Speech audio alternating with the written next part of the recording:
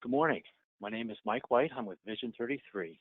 And today we're going to take a deeper dive into the out-of-the-box manufacturing capabilities that come with SAP Business One.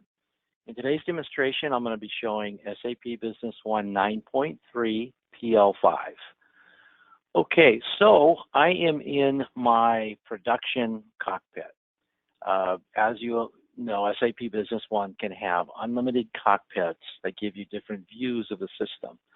So for me, I've chosen to start today's demonstration from my production cockpit. And so it has my messages and alerts. So I can see things like I've got a inspection alert. As an example, I can drill down into some of the QC that was captured from the floor, and I can view some of the comments, photographs, issues that may have come up from some QC processes in production. I can also see alerts that let me know I've got some past due jobs. So the messages and alerts will keep you notified of exactly what's going on in production based on user-defined events. So if a work center goes down or you're short, work order is short, some components, whatever it might be, these messages and alerts are really a nice way to stay apprised on everything going on in production.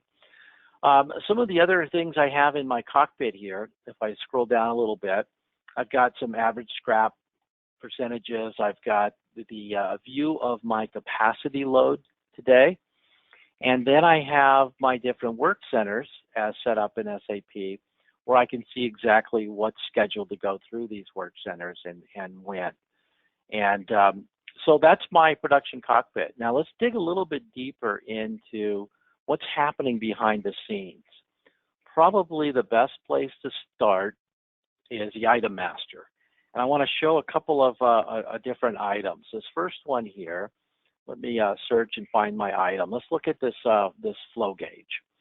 So this is a make item. And what's interesting in Business One is that you can also turn on an item-by-item basis, a serial or lot control. So you can capture that, not only at the finished goods level, but also at the sub-assembly level. And then you can also make your items active or inactive or only active for a certain time frame.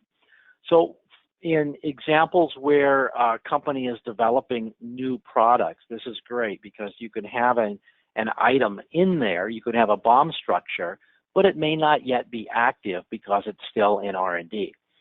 So some of the key tabs here to deal with